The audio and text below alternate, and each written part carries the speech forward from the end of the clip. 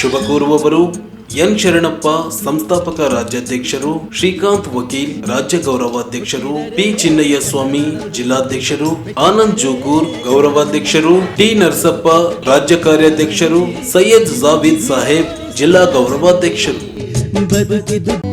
ಜಗದ್ಗುರು ರಾಮಾನಂದಾಚಾರ್ಯ ದಕ್ಷಿಣ ಪೀಠ, ನಾಣಿಜಧಾಮ, ತಾಲೂಕು ಜಿಲ್ಲಾ, ರತ್ನಗಿರಿ, ಮಹಾರಾಷ್ಟ್ರದ ಜಗದ್ಗುರು ರಾಮಾನಂದಾಚಾರ್ಯ ನರೇಂದ್ರಾಚಾರ್ಯಜಿ ಪಾದುಕ ದರ್ಶನ ಕಾರ್ಯಕ್ರಮಕ್ಕೆ ಸರ್ವರಿಗೂ ಭಕ್ತಿಪೂರ್ವಕ ಸ್ವಾಗತ.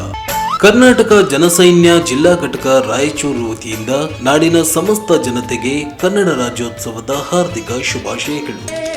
ಕರ್ನಾಟಕ ರಕ್ಷಣಾ ವೇದಿಕೆ ಕನ್ನಡ ಪರ ಸಂಘಟನೆಗಳ ಒಕ್ಕೂಟದಿಂದ ಸಮಸ್ತ ನಾಡಿನ ಜನತೆಗೆ 70ನೇ ಕನ್ನಡ ರಾಜ್ಯೋತ್ಸವದ ಹಾರ್ದಿಕ ಶುಭಾಶಯಗಳು. ಶುಭ ಕೋರುವವರು ಎಚ್ ಶಿವರಾಮೇಗೌಡ, ರಾಜ್ಯಾಧ್ಯಕ್ಷರು, ಅಶೋಕ್ ಕುಮಾರ್ ಜೈನ್, ಜಿಲ್ಲಾಧ್ಯಕ್ಷರು. ಕರ್ನಾಟಕ ರಕ್ಷಣಾ ವೇದಿಕೆ ಪ್ರವೀಣ್ ಶೆಟ್ಟಿ ಬಣದಿಂದ ನಾಡಿನ ಸಮಸ್ತ ನಾಗರಿಕರಿಗೆ 70ನೇ ಕನ್ನಡ ರಾಜ್ಯೋತ್ಸವದ ಹಾರ್ದಿಕ ಶುಭಾಶಯಗಳು.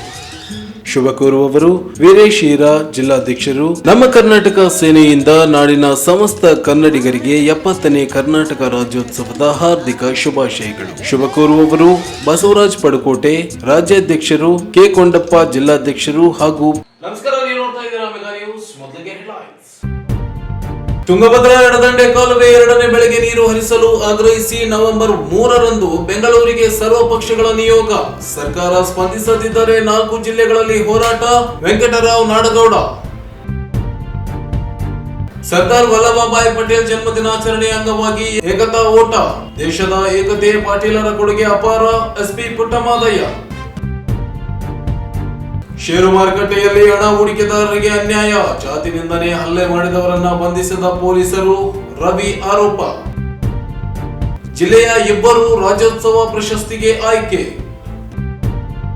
ಯಾದಗಿರಿಯಲ್ಲಿ ಶ್ರೀ ಮಹರ್ಷಿ ವಾಲ್ಮೀಕಿ ಪುತ್ಥಳಿ ಸ್ಥಾಪನೆ ಆಡಳಿತ ವಿರೋಧ. ಅವಕಾಶ ನೀಡದಿದ್ದರೆ ಹೋರಾಟ. ವೆಂಕಟೇಶ್ ನಾಯಕ್. ಶಿಕ್ಷಕರ ನೇಮಕಾತಿಯಲ್ಲಿ ಸಂಗೀತ ಶಿಕ್ಷಕರ ನೇಮಕಾತಿ ಮಾಡಲಿ. ಸತ್ಯವತಿ ದೇಶಪಾಂಡೆ. ನವೆಂಬರ್ 2ರಂದು ಸಜ್ಜಲಗುಡ್ಡದ ಪ್ರಸಾದ ನಿಲಯದ ಅಮೃತ ಮಹೋತ್ಸವ. ಮಾತೃ ಹೃದಯ ಶರಣಮ್ಮ ಸ್ಮರಣ ಸಂಚಿಕೆ ಬಿಡುಗಡೆ. ಚಂದ್ರಶೇಖರ್ ಪಾಟೀಲ್, ಮಿರ್ಜಾಪುರ್. ಪತ್ರಕರ್ತ ಶಿವಮೂರ್ತಿ ಹಿರೇಮಠ್ ಸೇರಿ 7 ಜನರಿಗೆ ರಾಜ್ಯೋತ್ಸವ ಸನ್ಮಾನಕ್ಕೆ ಆಯ್ಕೆ. ಮತ್ತು ನವೆಂಬರ್ 2ರಂದು ಇಲಿಯೋತಿಸ್ ನಾಟಕ ಪ್ರದರ್ಶನ. ತುಂಗಭದ್ರಾ ಎಡದಂಡೆ ಕಾಲುವೆ ಅಚ್ಚುಕಟ್ಟು ವ್ಯಾಪ್ತಿಯ ಜಮೀನುಗಳಿಗೆ 2ನೇ ಬೆಳೆಗೆ ನೀರು ಹರಿಸುವಂತೆ ಒತ್ತಾಯಿಸಿ ಜಿಲ್ಲೆಯ ಸಚಿವರು, ಶಾಸಕರು ಹಾಗೂ ಹೋರಾಟ ಸಮಿತಿಯ ನಿಯೋಗ ನವೆಂಬರ್ 3ರಂದು ಜಲಸಂಪನ್ಮೂಲ ಸಚಿವರ ಬಳಿ ತೆರಳಲು ಸರ್ವಪಕ್ಷಗಳ ಸಮಿತಿ ನಿರ್ಧರಿಸಿದೆ ಎಂದು ಮಾಜಿ ಸಚಿವ ವೆಂಕಟರಾವ್ ನಾಡಗೌಡ ಹೇಳಿದರು. ಅವರಿಂದು ಮಾಧ್ಯಮಗೋಷ್ಠಿಯನ್ನ ಉದ್ದೇಶಿಸಿ ಮಾತನಾಡಿ, ತುಂಗಭದ್ರಾ ಜಲಾಶಯಕ್ಕೆ ಸರ್ಕಾರ 36 ಗೇಟ್ ಬದಲಾಯಿಸಲು ತೀರ್ಮಾನಿಸಿದೆ. ಆದರೆ ಜಲಾಶಯದಲ್ಲಿ 80 ಟಿಎಂಸಿ ನೀರಿನ ಲಭ್ಯತೆ ಇದೆ. 2ನೇ ಬೆಳೆಗೆ ನೀರು ಹರಿಸಲು ಅವಕಾಶವಿದೆ. ರಾಯಚೂರು, ಕೊಪ್ಪಳ, ಬಳ್ಳಾರಿ, ವಿಜಯನಗರ ಸೇರಿ ಎಲ್ಲಾ ಜಿಲ್ಲೆಗಳ ಅಚ್ಚುಕಟ್ಟು ಪ್ರದೇಶಕ್ಕೆ 2ನೇ ಬೆಳೆಗೆ ನೀರು ಹರಿಸುವ ಅವಕಾಶವಿದೆ. ಆದರೆ ಕೊಪ್ಪಳ ಜಿಲ್ಲಾ ಉಸ್ತುವಾರಿ ಸಚಿವ ಹಾಗೂ ನೀರಾವರಿ ಸಲಹಾ ಸಮಿತಿ ಅಧ್ಯಕ್ಷ ಶಿವರಾಜ್ ತಂಗಡಿಗೆ ಅವರು ಈಗಾಗಲೇ 2ನೇ ಬೆಳೆಗೆ ನೀರು ಹರಿಸುವುದಿಲ್ಲ ಎಂದು ಪ್ರಕಟಿಸಿದ್ದಾರೆ. ಗೇಟ್ ಅಳವಡಿಕೆಗೆ 3.5 ತಿಂಗಳ ಕಾಲಾವಕಾಶ ಬೇಕೆಂದು ಗುತ್ತಿಗೆದಾರರು ಹೇಳುತ್ತಿದ್ದಾರೆ. ಸಚಿವರು 6 ತಿಂಗಳು ಬೇಕೆನ್ನುತ್ತಿದ್ದಾರೆ. ಗೇಟ್ ಅಳವಡಿಕೆಗೆ ಟೆಂಡರ್ ಷರತ್ತಿನಂತೆ ಅಕ್ಟೋಬರ್ 15ರೊಳಗೆ 14 ಗೇಟ್ ಅಳವಡಿಸಬೇಕಿತ್ತು. ಇಲ್ಲಿಯವರೆಗೆ 9 ಗೇಟ್ ಮಾತ್ರ ಅಳವಡಿಸಲು ಸಾಧ್ಯವಾಗಿದೆ. ಗುತ್ತಿಗೆದಾರರಿಗೆ ಸರಿಸುಮಾರು 10 ಕೋಟಿ ರೂಪಾಯಿ ಹಣ ಪಾವತಿಯಾಗದೇ ಇರುವುದರಿಂದ ಕಾಮಗಾರಿ ವೇಗ ಪಡೆದಿಲ್ಲ. ಆದರೆ ಈ ಕುರಿತು ನೀರಾವರಿ ತಜ್ಞ ಕನ್ನಯ್ಯ ನಾಯ್ಡು ಬಳಿ ಹೋಗಿ ಭೇಟಿ ಮಾಡಿ ಬಂದಿದ್ದು ಅವರು 2ನೇ ಬೆಳೆಗೆ ನೀರು ಹರಿಸಬಹುದು ಎಂದು ಹೇಳುತ್ತಿದ್ದಾರೆ. ಸರ್ಕಾರ 2ನೇ ಬೆಳೆಗೆ ಬೇಕಾದ ನೀರಿನ ಲಭ್ಯತೆ ಇದ್ದು ನೀರು ಹರಿಸಲು ತೀರ್ಮಾನಿಸಬೇಕು. ಸರ್ಕಾರ ನಡೆಯಿಂದ ಅಚ್ಚುಕಟ್ಟು ವ್ಯಾಪ್ತಿಯ ರೈತರಿಗೆ ಕೋಟ್ಯಾಂತರ ಹಾನಿಯಾಗಿ ಆರ್ಥಿಕ ಸ್ಥಿತಿಗತಿ ಮೇಲೆ ಪರಿಣಾಮ ಬೀರುತ್ತಲಿದೆ. ಈ ಕುರಿತು ಸಿಂಧನೂರಿನಲ್ಲಿ ಗುರುವಾರ ಸರ್ವಪಕ್ಷದ ಸಭೆ ನಡೆಸಿ ನಿಯೋಗ ತೆರಳಲು ನಿರ್ಧರಿಸಲಾಗಿದೆ. ಜಿಲ್ಲೆಯ ಉಸ್ತುವಾರಿ ಸಚಿವರು ಸೇರಿದಂತೆ ಜಿಲ್ಲೆಯ ಎಲ್ಲಾ ಶಾಸಕರು, ಹೋರಾಟಗಾರರು ಸರ್ಕಾರಕ್ಕೆ ಮನವರಿಕೆ ಮಾಡಲಾಗುತ್ತದೆ. ಸರ್ಕಾರದ ನಡೆಯನ್ನ ಬದಲಾಯಿಸದೆ ಹೋದಲ್ಲಿ ನವೆಂಬರ್ 10ರೊಳಗೆ ನಿರ್ಧಾರ ಪ್ರಕಟಿಸದೇ ಇದ್ದರೆ 4 ಜಿಲ್ಲೆಗಳಲ್ಲಿ ಬಂದ್, ರಸ್ತೆ ತಡೆ ನಡೆಸಿ ತೀವ್ರ ಸ್ವರೂಪದ ಹೋರಾಟಕ್ಕೆ ಜಿಲ್ಲೆಯ ಜನರು ಮುಂದಾಗಬೇಕಾಗುತ್ತದೆ ಎಂದು ಎಚ್ಚರಿಸಿದರು. 2ನೇ ಬೆಳೆಗೆ ನೀರು ಕೊಡುವುದಿಲ್ಲ. ಎಲ್ಲ 36 ಗೇಟ್ಗಳನ್ನು ಕೂಡ ನಾವು ಬದಲಾವಣೆ ಮಾಡ್ತೇವೆ ಅನ್ನುವ ಹಿನ್ನೆಲೆಯಲ್ಲಿ ಈಗಾಗಲೇ ಸರ್ಕಾರ ಪ್ರಕಟಣೆಯನ್ನು ಮಾಡಿದೆ. ಸದನದಲ್ಲಿ ಕೂಡ ಮಾತನಾಡಿದೆ. ಆದರೆ 2ನೇ ಬೆಳೆಗೆ ನೀರು ಕೊಡೋದಕ್ಕೆ ನೀರಿನ ಅಡಚಣೆ ಏನೂ ಇಲ್ಲ. 40-80 TMC ನೀರು ಈಗ ಶೇಖರಣೆ ಇದೆ. ಅದರ ಜೊತೆಗೆ ಇಂಪ್ರೂವ್ ಕೂಡ ಬರ್ತಾ ಇದೆ. ಈ ಹಿನ್ನೆಲೆಯಲ್ಲಿ ನಾನು ಹೈದರಾಬಾದ್ಗೆ ಹೋಗಿ ಈ ಗೇಟ್ಗಳ ತಜ್ಞ ಏನಿದ್ದಾರೆ ಕನ್ನಯ್ಯ ನಾಯ್ಡು ಅವರನ್ನ ಭೇಟಿ ಮಾಡಿ ಚರ್ಚೆ ಮಾಡಿ ಅವರು ಹೇಳ್ತಾ ಇರೋದು, ನಮಗೆ 3 ರಿಂದ 3.5 ತಿಂಗಳ ಅವಧಿ ಕೊಟ್ಟರೆ ನಾವು ಎಲ್ಲಾ ಗೇಟ್ಗಳನ್ನು ಕೂಡಿಸ್ತೇವೆ. ಮಂತ್ರಿಗಳು ಹೇಳ್ತಾರೆ 6 ತಿಂಗಳ ಬೇಕು ಅಂತ. ನಮ್ಮ ಸಲಹಾ ಸಮಿತಿ ಅಧ್ಯಕ್ಷರು ತಂಗಡಿಗೆ ಅವರು 6 ತಿಂಗಳ ಬೇಕು, ಅದರ ಬಗ್ಗೆ ಮಾತೇ ಆಡಬೇಡ್ರಿ ಅಂತ. ಹಾಗಾಗಿ ಅಲ್ಲಿ ಹೋಗಿ ನಾವು ಮಾಹಿತಿಗಳನ್ನ ಸಂಗ್ರಹಣ ಮಾಡಿದ್ದೇವೆ. ಪರಿಸ್ಥಿತಿ ಏನಾಗಿದೆ ಅಂದ್ರೆ, ಅಲ್ಲಿ ಗೇಟ್ಗೆ ಏನು ಟೆಂಡರ್ ಕರೆದಿದ್ದಾರೆ, ಅವರ ಇದರ ಪ್ರಕಾರ 15-10-25 ಒಳಗೆ 14 ಗೇಟ್ಗಳು ರೆಡಿ ಆಗ್ಬೇಕಾಗಿದೆ. ಆದ್ರೆ ಈಗ ಅಲ್ಲೇ ರೆಡಿ ಆಗಿರೋದು 9 ಗೇಟ್ ಮಾತ್ರ. ಯಾಕೆ ಇದು ಅಂತ ಹೇಳಿ ನಾವು ಕಾಂಟ್ರಾಕ್ಟರ್ ಜೊತೆಗೆ ಮಾತನಾಡಿದ್ರೆ, ನಾವು ಈಗಾಗಲೇ 10 ಕೋಟಿ ಹಾಕಿ 3 ಬಿಲ್ಗಳನ್ನ ಸಬ್ಮಿಟ್ ಮಾಡಿದ್ರೆ 1 ನಯಾ ಪೈಸಾ ನಮಗೆ ದುಡ್ಡು ಕೊಟ್ಟಿಲ್ಲ. ನಾವು ನಾಳೆಯಿಂದ ಕೆಲಸ ನಿಲ್ಲಿಸ್ತೀವಿ ಸರ್, ನಾವೇನ್ ಮಾಡಕ್ಕಾಗ್ತದೆ ಅನ್ನುವ ಸಂದೇಶ. ಇದನ್ನ ಕನ್ನಯ್ಯ ನಾಯ್ಡು ಅವರು ಬೋರ್ಡ್ ಚೇರ್ಮನ್ಗೆ ಪತ್ರ ಬರೆದಿರೋದ್ರಲ್ಲಿ ಇದೆ. ಆದ್ರೆ ದುಡ್ಡು ಕೊಟ್ಟಿಲ್ಲ ಅನ್ನೋದಿಲ್ಲ, ಅವ್ರು ಬರೆದಿದ್ದಾರೆ 14 ಗೇಟಿನ ಬದಲು 9 ಗೇಟ್ ಮಾತ್ರ ಆಗಿದ್ದಾರೆ. ಆ ಹಿನ್ನೆಲೆಯಲ್ಲಿ ನಿನ್ನೆ ದಿನ ನಾವು ಪಕ್ಷಾತೀತವಾಗಿ ಇದರಲ್ಲಿ ಯಾವ ರಾಜಕೀಯವನ್ನು ಬೆಳೆಸಬಾರದು ಅಂತ ಹೇಳಿ ಎಲ್ಲ ಶಾಸಕರಿಗೆ, ಕಾಂಗ್ರೆಸ್ಸಿನ ಶಾಸಕರು ಎಲ್ಲರಿಗೂ ಕೂಡ ಸಿಂಧನೂರಿನಲ್ಲಿ ಸಭೆಗೆ ಆಹ್ವಾನ ಮಾಡಿದ್ವಿ. ಅವರಿಗೆ ಕೆಲವು ಜನ ಎಲ್ಲರೂ ಕೂಡ ಬೆಂಗಳೂರಿನಲ್ಲಿ ಇದ್ದಿರೋದ್ರಿಂದ ಅವರು ಯಾರು ಬರೋದಕ್ಕಾಗಲಿಲ್ಲ. ನಾವೆಲ್ಲರೂ ಕೂಡ ಈ 4 ಜಿಲ್ಲೆಯ ಮುಖಂಡರು ಎಲ್ಲರೂ ಕೂಡ ಚರ್ಚೆ ಮಾಡಿ ಒಂದು ತೀರ್ಮಾನವನ್ನು ನಾವು ಮಾಡಿದ್ವಿ. 3ನೇ ತಾರೀಕಿಗೆ ನಿಯೋಗ ರಾಯಚೂರು, ಕೊಪ್ಪಳ, ಬಳ್ಳಾರಿ, ವಿಜಯನಗರ ನಮ್ಮ ವ್ಯಾಪ್ತಿಗೆ ಬರ್ತಕ್ಕಂಥದ್ದು ಎಲ್ಲಿ ಈ ನೀರಿನ ಅವಶ್ಯಕತೆ ಇದೆ ಆ ಜಿಲ್ಲೆಗಳು ಮಾತ್ರ. ಆ ಜಿಲ್ಲೆಗಳ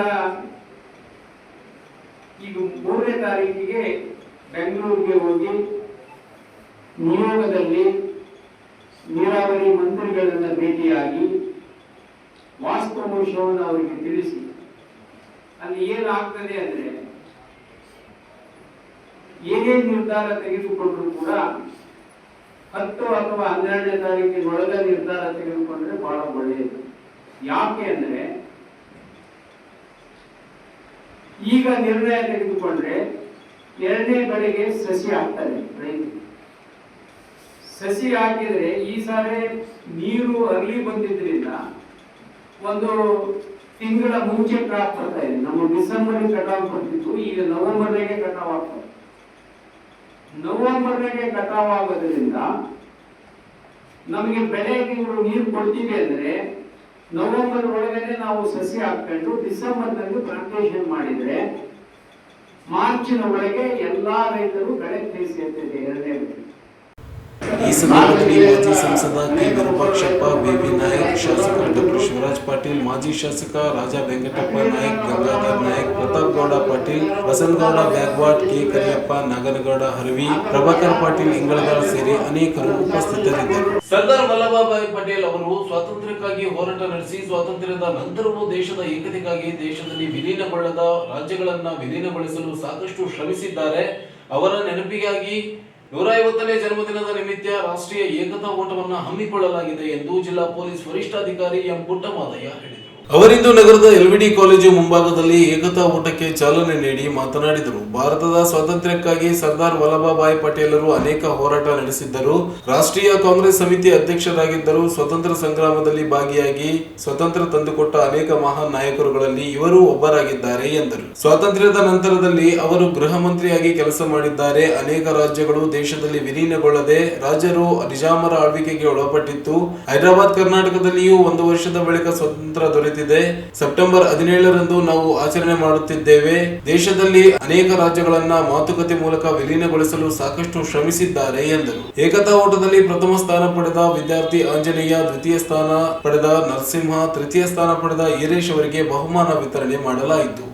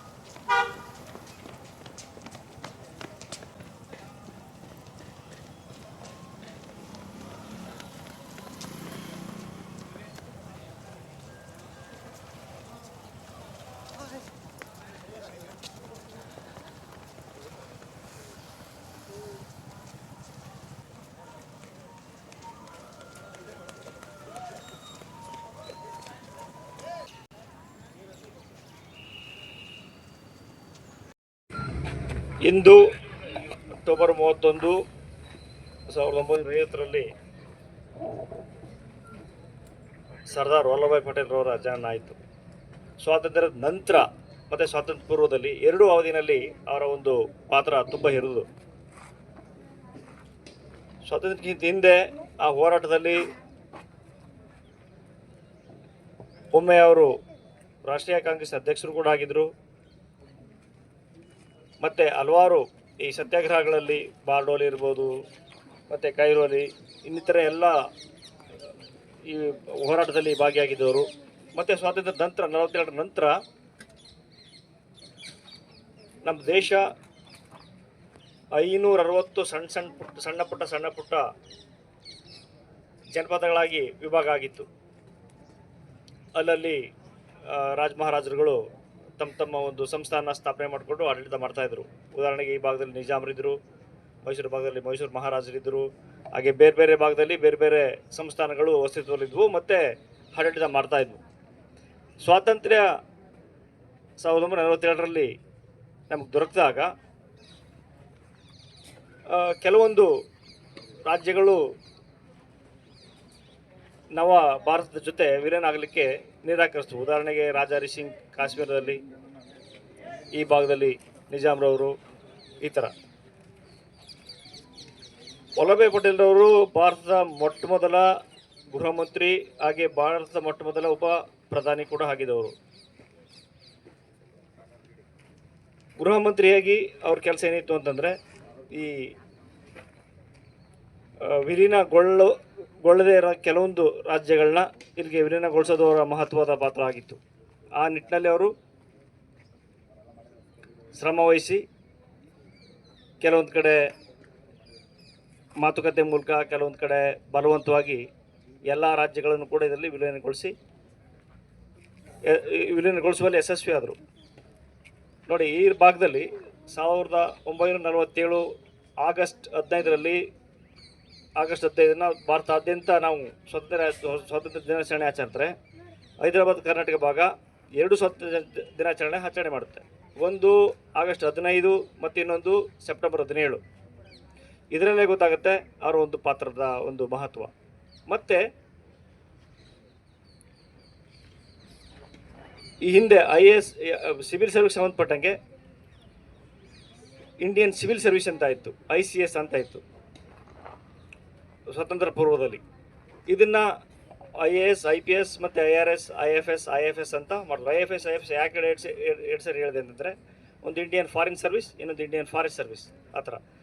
ಇದನ್ನು ಕೂಡ ಅಸ್ತಿತ್ವದವರು ಕೂಡ ಅವರೇನೆ ICSನ IAS ಆಗಿ ಈ ಥರ ಕನ್ವರ್ಟ್ ಮಾಡಿದ್ರು. ಈ ಥರ ಇದೆ ಅವರ ಒಂದು ದಿನಾಚರಣೆ ಇವತ್ತು ಆಚರಣೆ ಮಾಡ್ತಿದ್ವಿ. ಆ ಜನ್ಮ ದಿನಾಚರಣೆಯ ಅಂಗವಾಗಿ ಈ ಒಂದು ಏಕತಾ ಓಟ ಅಂದರೆ ಎಲ್ಲ ಕಂಪ್ಲೀಟ್ ಈ ರಾಜ್ಯಗಳನ್ನ ವಿಲೀನಗೊಳಿಸೋ ಸಂಬಂಧ ಅವ್ರ ಸವಿ ನೆನಪಿಗಾಗಿ, ಸ್ಮರಣೆಗಾಗಿ ಈ ಒಂದು ಓಟ ಆಗ್ತಾಯಿದೆ. ಮತ್ತು ಇವ್ರ ನೆನಪಿಗಾಗಿ ಗುಜರಾತ್ನವರು ಮೂಲತಃ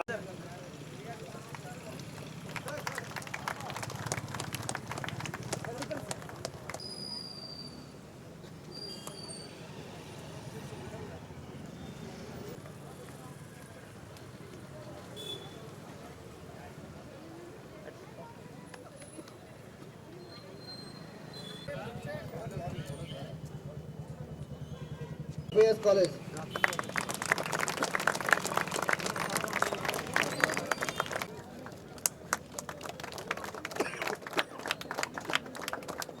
ಪ್ರಥಮ ಸ್ಥಾನ ಆಂಜನೇಯ, VRF ಕಾಲೇಜ್.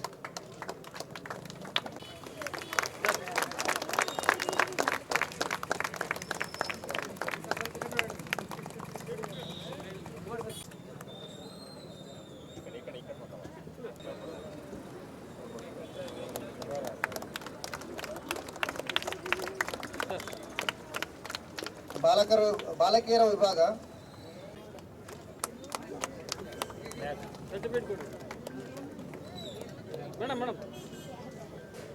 ದ್ವಿತೀಯ ಸ್ಥಾನ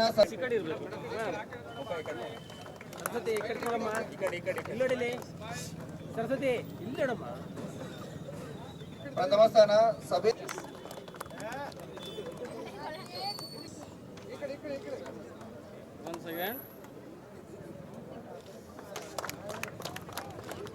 ಇಂದ್ರಜಿತ್.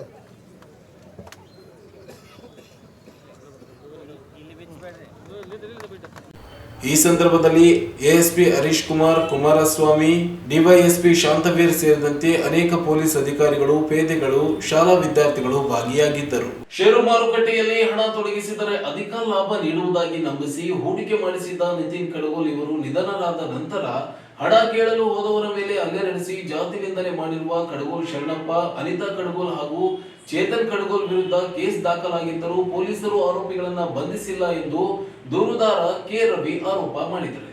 ಅವರಿಂದ ಮಾಧ್ಯಮಗೋಷ್ಠಿಯನ್ನ ಉದ್ದೇಶಿಸಿ ಮಾತನಾಡಿ, ಷೇರು ಮಾರುಕಟ್ಟೆಯಲ್ಲಿ ಹಣ ಹೂಡಿಕೆ ಮಾಡಿದರೆ ಶೇಕಡ 10% ಲಾಭಾಂಶ ನೀಡುವುದಾಗಿ ನಂಬಿಸಿದ್ದ ನಿತಿನ್ ಕಡಗೋಲ್ ಎಂಬುವರು ಜುಲೈ 21ರಂದು ಅನಾರೋಗ್ಯದಿಂದ ಮೃತಪಟ್ಟಿದ್ದಾರೆ. 44 ಲಕ್ಷ ರೂಪಾಯಿ ಹಣವನ್ನ ಹೂಡಿಕೆ ಮಾಡಿಸಿಕೊಂಡಿರುವ ಕರಾರು ಪತ್ರಗಳಿವೆ. ಈ ಕುರಿತು ಅವರ ತಂದೆ ಶರಣಪ್ಪ ಕಡಗೋಲ್ ಇವರನ್ನ ಕೇಳಿದರೆ ಸಂಬಂಧವೇ ಇಲ್ಲ ಎಂದು ಹೇಳಿ ಅವಾಚ್ಯ ಶಬ್ದಗಳಿಂದ ನಿಂದಿಸಿ ಜಾತಿ ನಿಂದನೆ ಮಾಡಿದ್ದು. ಈ ಕುರಿತು ಆಗಸ್ಟ್ 19ರಂದು ಸೈಬರ್ ಠಾಣೆಯಲ್ಲಿ ಕೇಸ್ ದಾಖಲಿಸಲಾಗಿದೆ. ಹಲ್ಲೆ ಮಾಡಿರುವ ಕುರಿತು ನೇತಾಜಿ ನಗರ ಠಾಣೆಯಲ್ಲಿ ಕೇಸ್ ದಾಖಲಿಸಲಾಗಿತ್ತು. ಆದರೂ ಪೊಲೀಸರು ಯಾವುದೇ ಆರೋಪಿಗಳನ್ನು ಬಂಧಿಸದೆ ರಕ್ಷಿಸಿದ್ದಾರೆ ಎಂದು ದೂರಿದರು. ಷೇರು ಮಾರುಕಟ್ಟೆಯಲ್ಲಿ ಹೂಡಿಕೆ ಮಾಡಲು ನಿತಿನ್ ಕಡಗೋಲ್ ಇವರಿಗೆ ನೀಡಿದ ಚೆಕ್ ಸಹಿತ ನನ್ನ ಬಳಿಯಿವೆ. ನಿತಿನ್ ಕಡಗೋಲ್ ಇವರೊಂದಿಗೆ ಸೈಫುಲ್ಲಾ, ಸಿರಾಜ್, ವಿಜಯ್, ಲಕ್ಷ್ಮಣ್ ಸೇರಿ ಅನೇಕರಿಂದಲೂ ಹಣವನ್ನ ಸಂಗ್ರಹಿಸಿ ವಂಚಿಸಿದ್ದಾರೆ. ಕೂಡಲೇ ಆರೋಪಿಗಳನ್ನ ಬಂಧಿಸಿ ಅವರ ಬ್ಯಾಂಕ್ ಖಾತೆಗಳನ್ನ ಮುಟ್ಟುಗೋಲು ಹಾಕಿಕೊಂಡು ಅನ್ಯಾಯಕ್ಕೆ ಒಳಗಾದವರಿಗೆ ನ್ಯಾಯ ಕೊಡಿಸಬೇಕೆಂದು ಮನವಿ ಮಾಡಿದರು. ಅಕ್ಟೋಬರ್ 20, 2025ರಲ್ಲಿ ಕಡಗೋಲ್ ಚೇತನ್, ಶರಣಪ್ಪ ಕಡಗೋಲ್ ಮತ್ತೆ ಅನಿತಾ ಕಡಗೋಲ್ ಇವರ ವಿರುದ್ಧ ಅಟ್ರಾಸಿಟಿ ಆಗಿತ್ತು. ಅಟ್ರಾಸಿಟಿ ಆಗಿ ಇವತ್ತಿಗೂ 11 ದಿನ ಆಗಿದೆ. ಇದುವರೆಗೆ ಯಾವುದೇ ತರ ಅರೆಸ್ಟ್ ಮಾಡಿಲ್ಲ ಡಿಪಾರ್ಟ್ಮೆಂಟ್. ನಾವು ಹಲವಾರು ಥರದ ರಿಕ್ವೆಸ್ಟ್ ಮಾಡಿದ್ವಿ. ಆನರೇಬಲ್ SP ಮತ್ತೆ CPI DCR ಅವರಿಗೂ ರಿಕ್ವೆಸ್ಟ್ ಲೆಟರ್ ಕೊಟ್ಟು ಕೇಳಿದ್ರು. ಅವರು ಇನ್ನೂ ಅರೆಸ್ಟ್ ಮಾಡ್ತಾ ಇಲ್ಲ, ಅವ್ರ ಬಗ್ಗೆ ಆಕ್ಷನ್ ತಗೋತಾ ಇಲ್ಲ. ಅವರು ಇದು ರಾಯಚೂರಿಗೆ ರಾಜಾವೇಶವಾಗಿ ತಿರುಗಾಡ್ತಾ ಇದ್ದಾರೆ. ಇದ್ರ ಬಗ್ಗೆ SP ಗಮನ ತಂದು ಯಾವುದೇ ರೆಸ್ಪಾನ್ಸ್ ಬರ್ತಾ ಇಲ್ಲ.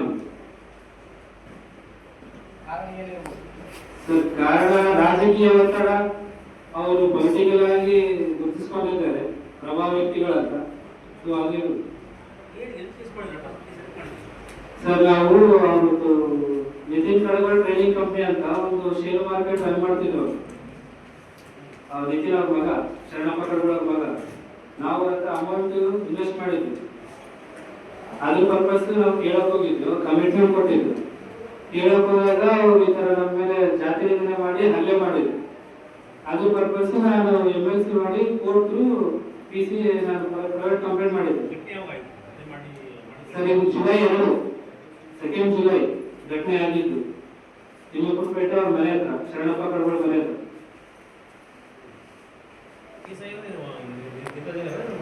ಸರ್, ನಾನು ಪ್ರೈವೇಟ್ ಕಂಪ್ಲೇಂಟ್ ಕೋರ್ಟ್ ಅಲ್ಲಿ ಮಾಡಿದ್ದೆ. ಅಕ್ಟೋಬರ್ 20ರಂದು FIR ಆಗಿದೆ.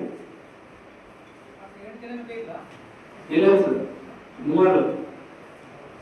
ಮೂವರು ಬೈದು ಹಲ್ಲೆ ಮಾಡಿದ್ರು. ಇನ್ವೆಸ್ಟ್ಮೆಂಟ್ ಮಾಡಿದ್ರು ಸರ್, ಶೇರ್ ಮಾರ್ಕೆಟ್ ಅಂತ ನಿರ್ವಹಿಸ್ತಾರೆ ಸರ್. ಅವರು ಒಂದು ಕಂಪ್ನಿ ರನ್ ಮಾಡ್ತಿದ್ರು ಸರ್. 44 lakhs. ನಿಮ್ಮ ಜೊತೆ ಬೇರೆ ಯಾರಾದರೂ ಇನ್ವೆಸ್ಟ್ ಮಾಡಿಸಿದ್ರಾ? ಇದೆ ಸರ್, ನಮ್ಮ ಜೊತೆ ಇದೆ. ಎಷ್ಟು ಸರ್ ಒಟ್ಟು ಇನ್ವೆಸ್ಟ್ಮೆಂಟ್ ಮಾಡಿಸಿದ್ರು? ಸರ್, ನಮ್ದು 44 lakhs ಸರ್. ಅದು ಓವರ್ ಆಲ್ ಆಗಿದ್ದು ಒಂದು 20 crores ಆಗಿದೆ. 30 crores ಹೌದು.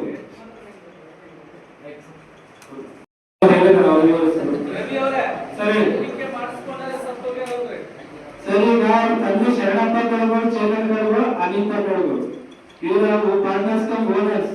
ಪ್ಲಸ್ ಅವರು ಅನಿತಾ ಕಡಗಲ್ ಅಕೌಂಟ್ ಅಲ್ಲಿ ಕ್ರೋರ್ಸ್ ಆಫ್ ಟ್ರಾನ್ಸಾಕ್ಷನ್ ಆಗಿದೆ. ಇದು ಅವ್ರ ಅಂಡರ್ದಲ್ಲೇ ಆಗಿರೋದು ದುಡ್ಡಿದೆ. ಈಗ ಹೇಳ್ತಾರೆ ಸರ್, ಹೋರಾಟ ಮಾಡ್ತೀವಿ ನಾವು. ಅವ್ರು ಸದ್ಯಕ್ಕೆ ಅಟ್ರಾಸಿಟಿ ಆದ್ರೂ ಅವ್ರ ಮೇಲೆ ಯಾವುದೇ ತರ ಆಕ್ಷನ್ ತಗೋತಾ ಇಲ್ಲ.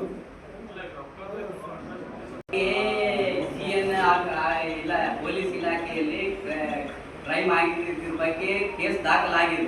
ಸೈಬರ್ ಠಾಣೆಯಲ್ಲಿ ಕೇಸ್ ಆಗಿದೆ. ಅದು ಕೇಸ್ ಬಗ್ಗೆ ನೀವು ದೂರ ಮನೆ ಕಡೆ ಕಳಿಸ್ಕೇಸಿ ಮನೆ ತರ ನಿಮ್ಮ ಹತ್ರ ಮಾತಾಡ್ಬೇಕಂತೇಳಿ ಇವರು ನನಗೆ ದುಡ್ಡು ಬೇಕು, ನನಗೆ ಏನು ಮಾಡ್ತಿರೋ ಗೊತ್ತಿಲ್ಲ ಅಂದಾಗ ನೀವು ದುಡ್ಡು ನಮ್ಗೆ ಏನು ಸಂಬಂಧ ಇಲ್ಲ ಅಂತೇಳಿ ಅವ್ರು ಅವಾಚ್ಯ ಜವಾಬ್ದಾರಿಯನ್ನು ನಿಂದಿಸಿ ಇವ್ರ ಮೇಲೆ ಹಲ್ಲೆ ಮಾಡ್ಲಿಕ್ಕೆ ಪ್ರಯತ್ನ ಪಟ್ಟರು. ಓಕೆ, ಈಗ ಅವ್ರ ಮೇಲೆ 2 FIR, ಒಂದು cyber police station, west police station ಆಗಿದ್ರು ಅವ್ರು ಯಾವುದೇ ರೀತಿ ಪೊಲೀಸ್ ಇಲಾಖೆ ಬಂಧಿಸುವಲ್ಲಿ ವೈಫಲ್ಯ ನಿರ್ಲಕ್ಷ್ಯ ತೋರಿಸಾಕತ್ತದ. ಅದಕ್ಕೆ ಪತ್ರಿಕಾಗೋಷ್ಠಿ ಮುಖಾಂತರ ಕೂಡಲೇ ಅವ್ರ ಮೂವರನ್ನು ಅರೆಸ್ಟ್ ಮಾಡಬೇಕು ಮತ್ತೆ ನ್ಯಾಯ ಕೊಡಿಸ್ತಕ್ಕಂಥ ಕೆಲಸ ಮಾಡ್ಬೇಕಂತೇಳಿ ಪತ್ರಿಕಾಗೋಷ್ಠಿ ಮಾಡಿ ಪೊಲೀಸ್ ಇಲಾಖೆ. ಈ ಸಂದರ್ಭದಲ್ಲಿ ಸತೀಶ್, ಆನಂದ್, ಮಹೇಶ್ ಕುಮಾರ್, ರಾಘವೇಂದ್ರ ಮೂಲಿಮನಿ ಸೇರಿ ಅನೇಕರು ಉಪಸ್ಥಿತರಿದ್ದರು. 2025ನೇ ಸಾಲಿನ ರಾಜ್ಯೋತ್ಸವ ಪ್ರಶಸ್ತಿಗೆ ರಾಯಚೂರು ಜಿಲ್ಲೆಯ 2 ಸಾಧಕರು ಭಾಜನರಾಗಿದ್ದಾರೆ. ರಂಗಭೂಮಿ ಕ್ಷೇತ್ರದಲ್ಲಿ ಕಲಾವಿದೆಯಾಗಿರುವ ಡಿ ರತ್ನಮ್ಮ ದೇಸಾಯಿ ಹಾಗೂ ಸಂಕೀರ್ಣ ಕ್ಷೇತ್ರದಲ್ಲಿ ಜಾಫರ್ ಮಹಿನುದ್ದೀನ್ ರಾಜ್ಯೋತ್ಸವ ಪ್ರಶಸ್ತಿಗೆ ಆಯ್ಕೆಯಾಗಿದ್ದಾರೆ. ಹಲವು ವರ್ಷಗಳಿಂದ ವೃತ್ತಿ ರಂಗಭೂಮಿ ನಾಟಕ ಕಂಪನಿಗಳಲ್ಲಿ ಹಾಸ್ಯ ಪಾತ್ರ, ನಾಯಕಿ ಪಾತ್ರಗಳನ್ನ ಮಾಡಿ ಸೇವೆ ಸಲ್ಲಿಸಿದ್ದಾರೆ. ದುತ್ತರಗಿ ನಾಟಕ ಕಂಪನಿ, ಮಾಲತಿ ಸುಧೀರ್ ನಾಟಕ ಕಂಪನಿ, ಗುಬ್ಬಿ ವೀರಣ್ಣ ನಾಟಕ ಕಂಪನಿ, ಗುಮ್ಮಗೇರಿ ನಾಟಕ ಕಂಪನಿ ಸೇರಿ ಹಲವಾರು ಪ್ರಸಿದ್ಧ ನಾಟಕ ಕಂಪನಿಗಳಲ್ಲಿ ಸೇವೆ ಸಲ್ಲಿಸಿದ್ದಾರೆ. ಇನ್ನು ಜಾಫರ್ ಮೊಯಿನುದ್ದೀನ್ ವೃತ್ತಿಪರ ವಾಸ್ತುಶಿಲ್ಪಿ, ರಂಗಭೂಮಿ, ಸಿನಿಮಾ ಮತ್ತು ಧ್ವನಿ ಕಲಾವಿದರಾಗಿ ಸೇವೆ ಸಲ್ಲಿಸಿದ್ದಾರೆ. ಉರ್ದು ಮತ್ತು ಹಿಂದಿಯಲ್ಲಿ ಹಲವಾರು ನಾಟಕಗಳನ್ನ ಬರೆದು ನಟಿಸಿ ನಿರ್ದೇಶಿಸಿದ್ದಾರೆ. ರಂಗಭೂಮಿಯಲ್ಲಿ ಸಕ್ರಿಯರಾಗಿದ್ದು ಸಮುದಾಯ, ಬೆಂಗಳೂರು ಲಿಟಲ್ ಥಿಯೇಟರ್ ಮತ್ತು ಇನ್ನೂ ಅನೇಕ ಪ್ರಸಿದ್ಧ ನಾಟಕ ತಂಡಗಳೊಂದಿಗೆ ವ್ಯಾಪಕವಾಗಿ ಕೆಲಸ ಮಾಡಿದ್ದಾರೆ. ಈ 2 ಕಲಾವಿದರ ಸೇವೆಯನ್ನ ಗುರುತಿಸಿ ರಾಜ್ಯ ಸರ್ಕಾರ ಈ ಬಾರಿಯ ರಾಜ್ಯೋತ್ಸವ ಪ್ರಶಸ್ತಿಗೆ ಆಯ್ಕೆ ಮಾಡಲಾಗಿದೆ. ಈಗ ಚಿಕ್ಕದೊಂದು ಬ್ರೇಕ್ ನಂತರ ಮೆಗಾ ನ್ಯೂಸ್ ಮುಂದುವರಿಯುತ್ತದೆ. ಕರ್ನಾಟಕ ರಕ್ಷಣಾ ವೇದಿಕೆ ಪ್ರವೀಣ್ ಶೆಟ್ಟಿ ಬಣದಿಂದ ನಾಡಿನ ಸಮಸ್ತ ನಾಗರಿಕರಿಗೆ 70ನೇ ಕನ್ನಡ ರಾಜ್ಯೋತ್ಸವದ ಹಾರ್ದಿಕ ಶುಭಾಶಯಗಳು. ಶುಭ ಕೋರುವವರು ವೀರೇಶ್ ಈರಾ ಜಿಲ್ಲಾಧ್ಯಕ್ಷರು, ವೀರೇಶ್ ರೆಡ್ಡಿ ಜಿಲ್ಲಾ ಸಂಚಾಲಕರು, ವೆಂಕಟೇಶ್ ರೆಡ್ಡಿ ರಾಯಚೂರು ತಾಲೂಕು ಅಧ್ಯಕ್ಷರು, ಶ್ಯಾಮ್ ಸುಂದರ್ ಮಹೇಂದ್ರಕರ್, ತುಳಜಾರಾಮ್, ಎಂಜಿ ವೀರೇಶ್, ಶಿವಶಂಕರ್ ಹಿರೇಮಠ್, ರಾಜು ಭವಾನಿ, ರುದ್ರಗೌಡ ಪಾಟೀಲ್, ಜ್ಯೋತಿಬಾಯಿ ಜೋಜೋಡೆ, ಚನ್ನಪ್ಪ ಗೌಡ, ವೀರಪ್ಪನಗೌಡ, ನಾಗೇಶ್ ಪತಂಗೆ, ಎಂ ಈರಣ್ಣ, ಹಂಪಣ್ಣ ಹಾಗೂ ಜಿಲ್ಲಾ ಮತ್ತು ತಾಲೂಕು ನಗರ ಪದಾಧಿಕಾರಿಗಳು ರಾಯಚೂರು. ಮೆಟ್ಟಿದರೆ ಕನ್ನಡ ಮಣ್ಣ ಮೆಟ್ಟಬೇಕು.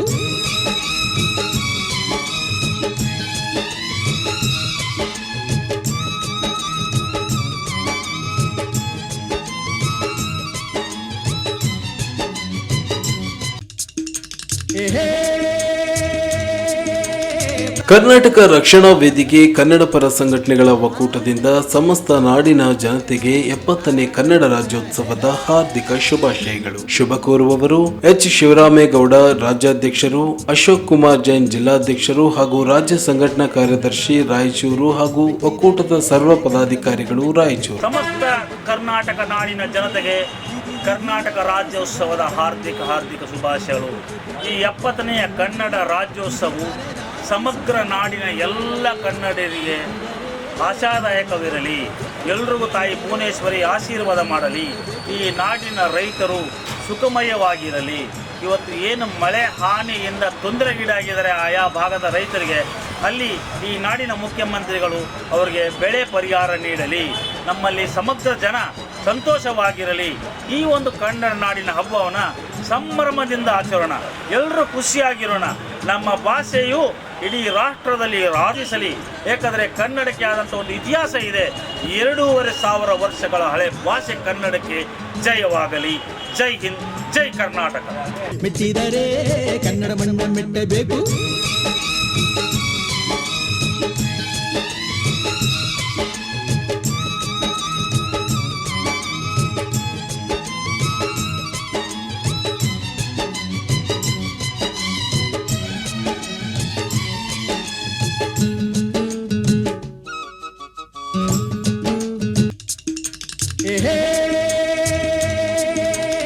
ನಮ್ಮ ಕರ್ನಾಟಕ ಸೇನೆಯಿಂದ ನಾಡಿನ ಸಮಸ್ತ ಕನ್ನಡಿಗರಿಗೆ 70ನೇ ಕರ್ನಾಟಕ ರಾಜ್ಯೋತ್ಸವದ ಹಾರ್ದಿಕ ಶುಭಾಶಯಗಳು. ಶುಭ ಕೋರುವವರು ಬಸವರಾಜ್ ಪಡಕೋಟೆ ರಾಜ್ಯಾಧ್ಯಕ್ಷರು, ಕೆ ಕೊಂಡಪ್ಪ ಜಿಲ್ಲಾಧ್ಯಕ್ಷರು ಹಾಗೂ ನಮ್ಮ ಕರ್ನಾಟಕ ಸೇನೆ ಸರ್ವ ಪದಾಧಿಕಾರಿಗಳು ರಾಯಚೂರು. ಮೆಟ್ಟಿದರೆ ಕನ್ನಡ ಮಣ್ಣ ಮೆಟ್ಟಬೇಕು.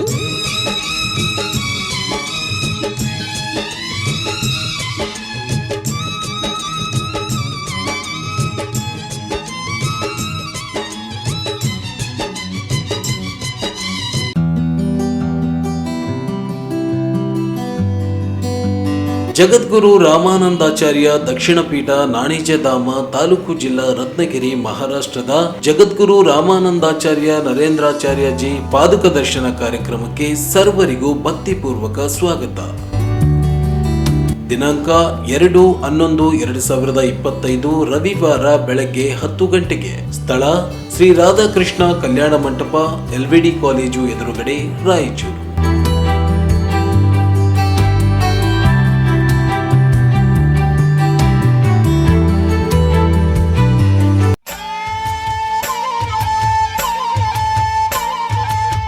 ಕರ್ನಾಟಕ ಜನಸೈನ್ಯ ಜಿಲ್ಲಾ ಘಟಕ ರಾಯಚೂರು ವತಿಯಿಂದ ನಾಡಿನ ಸಮಸ್ತ ಜನತೆಗೆ ಕನ್ನಡ ರಾಜ್ಯೋತ್ಸವದ ಹಾರ್ದಿಕ ಶುಭಾಶಯಗಳು. ಶುಭ ಕೋರುವವರು ಕೆ ಯರಿಸ್ವಾಮಿ ಸಂಸ್ಥಾಪಕ ರಾಜ್ಯಾಧ್ಯಕ್ಷರು, ವೆಂಕಟೇಶ್ ಅರಗೋಲ್ ಜಿಲ್ಲಾಧ್ಯಕ್ಷರು ಹಾಗೂ ಕರ್ನಾಟಕ ಜನಸೈನ್ಯ ಜಿಲ್ಲಾ ಘಟಕ ರಾಯಚೂರಿನ ಸರ್ವ ಪದಾಧಿಕಾರಿಗಳು.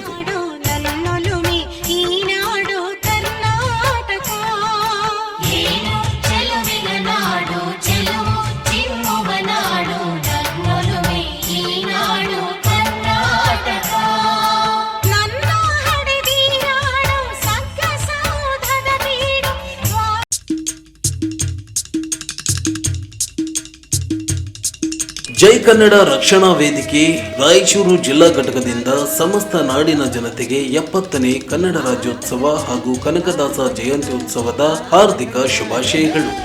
ಶುಭ ಕೋರುವವರು ಎನ್ ಶರಣಪ್ಪ ಸಂಸ್ಥಾಪಕ ರಾಜ್ಯಾಧ್ಯಕ್ಷರು, ಶ್ರೀಕಾಂತ್ ವಕೀಲ್ ರಾಜ್ಯ ಗೌರವಾಧ್ಯಕ್ಷರು, ಪಿ ಚಿನ್ನಯ್ಯ ಸ್ವಾಮಿ ಜಿಲ್ಲಾಧ್ಯಕ್ಷರು, ಆನಂದ್ ಜೋಗೂರ್ ಗೌರವಾಧ್ಯಕ್ಷರು, ಟಿ ನರಸಪ್ಪ ರಾಜ್ಯ ಕಾರ್ಯಾಧ್ಯಕ್ಷರು, ಸೈಯದ್ ಜಾವೀದ್ ಸಾಹೇಬ್ ಜಿಲ್ಲಾ ಗೌರವಾಧ್ಯಕ್ಷರು. ಬ್ರೇಕ್ನ ನಂತರ ಮತ್ತೆ ಮೆಗಾ ನ್ಯೂಸ್ಗೆ ಸ್ವಾಗತ. ಯಾದಗಿರಿಯಲ್ಲಿ ಶ್ರೀ ಮಹರ್ಷಿ ವಾಲ್ಮೀಕಿಯವರ ಪುತ್ಥಳಿ ಅಳವಡಿಸಲು ಅನಗತ್ಯ ಕಿರುಕುಳ ನಿಲ್ಲಿಸದೇ ಇದ್ದರೆ ಅಖಿಲಾಂಡ ಶ್ರೀ ಮಹರ್ಷಿ ವಾಲ್ಮೀಕಿ ನಾಯಕ ಸಮಿತಿಯಿಂದ ತೀವ್ರ ಸ್ವರೂಪದ ಹೋರಾಟ ನಡೆಸಬೇಕಾಗುತ್ತದೆ ಎಂದು ಸಮಿತಿಯ ಅಧ್ಯಕ್ಷ ವೆಂಕಟೇಶ್ ನಾಯಕ್ ಅಸ್ಕಿಹಾಳ್ ಹೇಳಿದರು. ಅವರಿಂದು ಮಾಧ್ಯಮಗೋಷ್ಠಿಯನ್ನು ಉದ್ದೇಶಿಸಿ ಮಾತನಾಡಿ, ಕಳೆದ 20 ವರ್ಷಗಳ ಹಿಂದೆಯೇ ಶ್ರೀ ಮಹರ್ಷಿ ವಾಲ್ಮೀಕಿ ವೃತ್ತದಲ್ಲಿ ನಾಮಫಲಕ ಅಳವಡಿಸಲಾಗಿತ್ತು. ಯಾದಗಿರಿ ನಗರಸಭೆಯಿಂದಲೇ ಮೂರ್ತಿ ಸ್ಥಾಪಿಸಲು ಟೆಂಡರ್ ಕರೆಯಲಾಗಿದೆ. ಕಾಮಗಾರಿ ಪ್ರಾರಂಭಿಸಿದಾಗ ಅಧಿಕಾರಿಗಳು ಅಡ್ಡಿಪಡಿಸುತ್ತಿದ್ದು, ಕಾಣದ ಕೈಗಳು ಕೆಲಸ ಮಾಡುತ್ತಿವೆ. ಜಿಲ್ಲಾಧಿಕಾರಿಗಳು, ನಗರಸಭೆ ಪೌರಾಯುಕ್ತರು, ಉಸ್ತುವಾರಿ ಸಚಿವರು, ಶಾಸಕರುಗಳು ವಾಲ್ಮೀಕಿ ಪುತ್ಥಳಿ ಸ್ಥಾಪನೆಗೆ ಸಹಕರಿಸಬೇಕು.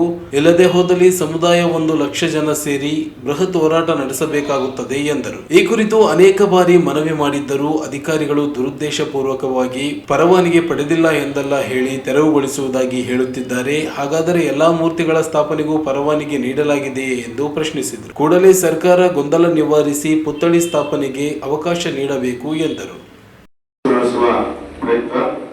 ಅಖಿಲಾಂಡ ಮಹರ್ಷಿ ವಾಲ್ಮೀಕಿ ಸಂಘವನ್ನು ವಿಭಾಗದ ಮಟ್ಟದಲ್ಲಿ ಕಾರ್ಯವ್ಯಾಪ್ತಿ ತಗೊಂಡು ನಿನ್ನೆ ನಮಗೆ ಒಂದು ಆತಂಕಿಗಾಗಿ ನೋಂದಣಿ ಅಧಿಕಾರಿಗಳಿಂದ ನಮಗೆ ರಿಜಿಸ್ಟ್ರೇಷನ್ ಮಾಡಿರುವ ಇಷ್ಟು ದಿನ ಕೆಲವರು ಹೇಳ್ತಾ ಇದ್ರು.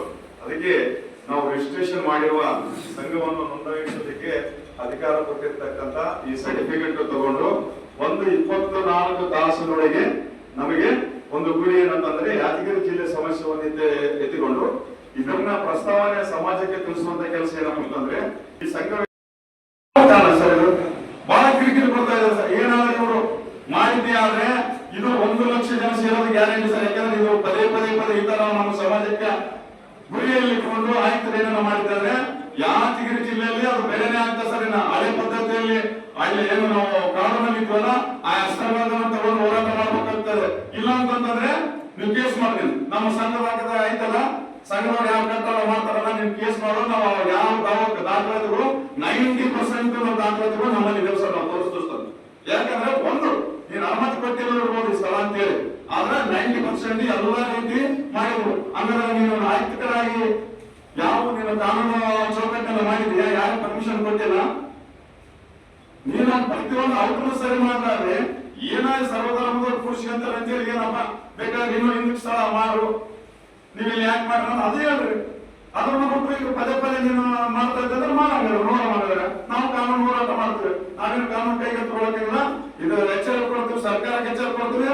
ಇದರಲ್ಲಿ ಮುಖ್ಯಮಂತ್ರಿ, ಜಿಲ್ಲಾ ಉಸ್ತುವಾರಿ ಸಚಿವರು ತಕ್ಷಣವೇ ಇದನ್ನ ಸರಿಪಡಿಸಬೇಕು. ಇಲ್ಲಪ್ಪ ಅಂತಂದ್ರೆ ನಾವು ಪ್ರಮಾಣ ಮಾಡಿ ಹೇಳ್ತೀವಿ 1 ಲಕ್ಷ ಜನ ಕರ್ಕೊಂಡು ಒಬ್ಬರು ಹಾಕಿದ್ರೆ ಇವತ್ತು ನಿಮ್ಮ ಮಾಧ್ಯಮದಲ್ಲಿ ಹೇಳ್ತೀನಿ ಎಪ್ಪಟ್ಟು ಕಟ್ ಮಾಡಿದ್ರೆ ನಾವು ಪೈಲ್ವಾನ್ ನರಸಪ್ಪರ ಮಗನೆಲ್ಲ ಸುಮ್ಮನೆ ಮಾತಾಡೋಲ್ಲ.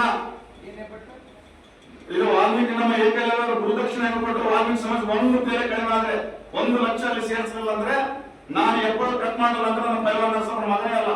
ಈ ಅಲಗಳು ಬೇರೆ ತರ ಮಾತಾಡೋನು, ಸುಮ್ಮನೆ ಮಾತಾಡೋನು ಅಲ್ಲ. ಜನ ಸೇರಿಸುವಂತ ಶಕ್ತಿನೂ ಐತೆ, ಹೋರಾಟ ಮಾಡುವಂತ ಶಕ್ತಿನೂ ಐತೆ ಸರ್. ಈ ಸಂದರ್ಭದಲ್ಲಿ ರಾಘವೇಂದ್ರ ನಾಯಕ್, ಹುಸೇನಪ್ಪ, ಬಸವಲಿಂಗಪ್ಪ ಖಾನಾಪುರ್, ನರಸರೆಡ್ಡಿ, ದೊಳ್ಳಯ್ಯ ನಾಯಕ್, ಮಾರುತಿ ನಾಯಕ್, ಸಿದ್ದಯ್ಯ ಸೇರಿ ಅನೇಕರು ಉಪಸ್ಥಿತರಿದ್ದರು. ರಾಜ್ಯದಲ್ಲಿ ಸುಮಾರು ವರ್ಷಗಳಿಂದ ಸಂಗೀತ ಶಿಕ್ಷಕರ ನೇಮಕಾತಿಯಾಗದೇ ಇರುವುದರಿಂದ ಲಕ್ಷಾಂತರ ಸಂಖ್ಯೆಯಲ್ಲಿ ಸಂಗೀತ ಕ್ಷೇತ್ರದಲ್ಲಿ ಪದವಿ ಮುಗಿಸಿ ಉದ್ಯೋಗವಿಲ್ಲದೆ ಖಾಸಗಿಗಳಲ್ಲಿ ಕೆಲಸ ಮಾಡುತ್ತಿದ್ದಾರೆ. ಸರ್ಕಾರವು ಎಲ್ಲ ಸರ್ಕಾರಿ ಮತ್ತು ಅನುದಾನಿತ ಶಿಕ್ಷಕರ ಕಾಲೇಜುಗಳಲ್ಲಿ ಸಂಗೀತ ಶಿಕ್ಷಕರ ನೇಮಕಾತಿಗೆ ಮುಂದಾಗಬೇಕು ಎಂದು ಸತ್ಯಾವತಿ ದೇಶಪಾಂಡೆ ಹೇಳಿದರು. ಅವರಿಂದು ಮಾಧ್ಯಮಗೋಷ್ಠಿಯನ್ನು ಉದ್ದೇಶಿಸಿ ಮಾತನಾಡಿ, ರಾಜ್ಯದಲ್ಲಿ ಸುಮಾರು ವರ್ಷಗಳಿಂದ ಸಂಗೀತ ಕ್ಷೇತ್ರದಲ್ಲಿ ಪದವಿ, PhD ಪಡೆದಿದ್ದರೂ ಸರ್ಕಾರಿ ಉದ್ಯೋಗವಿಲ್ಲದೆ ಖಾಸಗಿ ಸೇರಿ ಇತರೆಡೆಗಳಲ್ಲಿ ಕೆಲಸ ಮಾಡುತ್ತಾ ಜೀವನ ನಡೆಸುತ್ತಿದ್ದಾರೆ. ಶಿಕ್ಷಕರ ನೇಮಕಾತಿ ನಡೆಸಿ ಸುಮಾರು ವರ್ಷಗಳು ಕಳೆದಿವೆ. ಆದರೆ 16 ವರ್ಷಗಳಿಂದ ಶಿಕ್ಷಕರ ನೇಮಕಾತಿ ಮಾಡುವಲ್ಲಿ ಸರ್ಕಾರ ನಿರ್ಲಕ್ಷ್ಯ ವಹಿಸಿದೆ ಎಂದು ದೂರಿದರು. ಕರ್ಣ ಪ್ರೌಢಶಾಲೆಯ ಮಂಡಳಿ ನಡೆಸುವ ಸಂಗೀತ ಪರೀಕ್ಷೆಯಲ್ಲಿ ಸೀನಿಯರ್ ಗ್ರೇಡ್ ವಿದ್ವಾಂಸ, ವಿಶಾರದ್, MA ಮ್ಯೂಸಿಕ್ ಮತ್ತು PhD ಪದವಿಗಳನ್ನು ಮುಗಿಸಿದ್ದಾರೆ. ಸರ್ಕಾರಿ ಉದ್ಯೋಗವಿಲ್ಲದೆ ನಿರುದ್ಯೋಗಿಗಳಾಗಿದ್ದಾರೆ. ಸಾಕಷ್ಟು ಸಂಗೀತ ಪದವಿ ಪಡೆದಿದ್ದರೂ ವಯಸ್ಸಿನ ಅವಧಿ ಮುಗಿಯುತ್ತಾ ಬಂದಿದೆ. ಇನ್ನು ಕೆಲವರಿಗೆ ವಯಸ್ಸಾಗಿದೆ. ಆದರೆ ಸರ್ಕಾರ ಮಾತ್ರ ಸಂಗೀತ ಶಿಕ್ಷಕರ ನೇಮಕಾತಿ ಮಾಡುತ್ತಿಲ್ಲ ಎಂದರು. ಸರ್ಕಾರ ಕೂಡಲೇ ರಾಜ್ಯದ ಎಲ್ಲಾ ಪ್ರಾಥಮಿಕ ಪ್ರೌಢಶಾಲೆ, ಅನುದಾನಿತ ಖಾಸಗಿ ಶಾಲೆಗಳಲ್ಲಿ, ಪದವಿ ಪೂರ್ವ ಕಾಲೇಜುಗಳಲ್ಲಿ ಮತ್ತು ಪದವಿ ಕಾಲೇಜುಗಳಲ್ಲಿ ಸಂಗೀತ ಶಿಕ್ಷಕರನ್ನ ನೇಮಕಾತಿ ಮಾಡಿಕೊಳ್ಳಬೇಕು. ಸಮಾಜ ಕಲ್ಯಾಣ ಇಲಾಖೆ ವ್ಯಾಪ್ತಿಯ ಎಲ್ಲಾ ಸರ್ಕಾರಿ ಶಾಲೆಗಳಲ್ಲಿ ಸಂಗೀತ ಶಿಕ್ಷಕರ ನೇಮಕಾತಿಗೆ ಮುಂದಾಗಬೇಕು. ಇಲ್ಲದಿದ್ದರೆ ಸಂಗೀತ ಪರೀಕ್ಷೆಯನ್ನ ನಿಲ್ಲಿಸಬೇಕು ಎಂದು ಹೇಳಿದರು. ಸರ್ಕಾರ ಮತ್ತು ಜನಪ್ರತಿನಿಧಿಗಳ ಕಾರ್ಯಕ್ರಮಗಳಲ್ಲಿ ಯಾವುದೇ ಸಾಂಸ್ಕೃತಿಕ ಕಾರ್ಯಕ್ರಮಗಳು ಮಾಡುವುದನ್ನು ನಿಲ್ಲಿಸಬೇಕು. ಎಲ್ಲಾ ವಿಶ್ವವಿದ್ಯಾಲಯಗಳಲ್ಲಿ ಸಂಗೀತ ಪದವಿಗೆ ಸಂಬಂಧಿಸಿದ ಎಲ್ಲಾ ಕೋರ್ಸ್ಗಳನ್ನು ನಿಲ್ಲಿಸಬೇಕು. ಸಂಗೀತ ಶಿಕ್ಷಕರ ನೇಮಕಾತಿ ಮಾಡಿದರೆ 45 ವರ್ಷ ವಯೋಮಿತಿ ಸಡಿಲಗೊಳಿಸಬೇಕು ಎಂದರು. ಮ್ಯಾಥಮೆಟಿಕ್ಸ್, ಸೈನ್ಸ್, ಸೋಷಿಯಲ್, ಸೊ ಇನ್ನೂ ಹೆಚ್ಚಂದ್ರೆ ನಾವು ಕಂಪ್ಯೂಟರ್ ಸೈನ್ಸ್ ಕಲಿಸ್ತೀವಿ ಮಕ್ಕಳಿಗೆ. ಇದಷ್ಟೇ ವಿಷಯಗಳು ಅಂತ ನಾವು ತಿಳ್ಕೊಂಡ್ವಿ. ಆದ್ರೆ ನಮ್ಮ ಭಾರತೀಯ ಸನಾತನ ಮತ್ತು ನಮ್ಮ ಭಾರತೀಯ ವಿಜ್ಞಾನದ ಪ್ರಕಾರ 64 ಕಲೆಗಳಿವೆ.